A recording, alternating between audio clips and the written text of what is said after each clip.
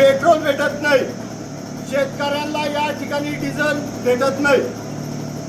शेतकऱ्यांना करायचं तरी काय? कलेक्टर साहेबांचे सक्त निर्देश आहे की कुठल्याही कॅनमध्ये पेट्रोल डिझेल देऊ नये.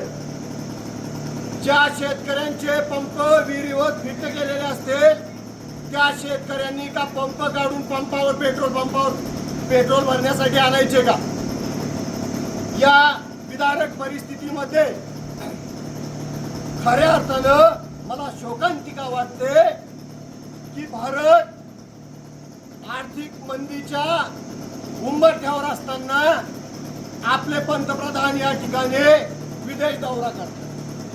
तुमचा विदेश दौरा या मला मान्य आहे साहेब, तुम्ही देशाच्या हितासाठी विदेश दौरा करताय, पण तुम्ही त्या ठिकाणी त्या मेलोनी मॅडमला मेलोडी चॉकलेट गिफ्ट देताय. त्या ठिकाणी खरं तर तुम्ही खिदळून खळखळ हसताय. या भारत देशावर पेट्रोलचं डिझेलचं संकट असताना या भारत देशावर रब्बी हंगामाच्या वेळेवर शेतकऱ्याला पेट्रोल भेटत नाही, डिझेल भेटत नाही.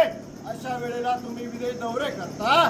तुमच्या विदेश दौऱ्याचा आम्हाला तिरस्कार नाही, तुमच्या विदेश दौऱ्याचा आम्ही विरोध करत नाही, पण तो विदेश दौरा करत असताना खरं एक माणूस म्हणून तुम्हाला थोडी लाज वाटली पाहिजे, लज्जा वाटली पाहिजे की आपला भारत देश आर्थिक संकटाच्या उंबरठ्यावर असताना माझा शेतकरी रब्बी हंगामाचे त्याला शेत तयार करायचे, अशा परिस्थितीमध्ये तुम्ही त्या मेलोनीला मेलोडी चॉकलेट गिफ्ट करता.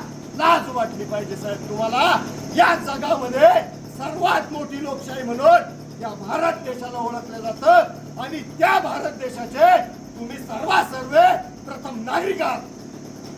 अशा वेळेस तुम्हाला कितपत योग्य वाटतं, तुम्हाला हे कितपत शोभतं की माझा भारत देश या ठिकाणचा शेतकरी मरतोय, पेट्रोल पंपावर 5-5 किलोमीटरच्या रांगा या ठिकाणी लागल्या आणि तुम्ही विदेशात जाऊन टाटाड काढताय.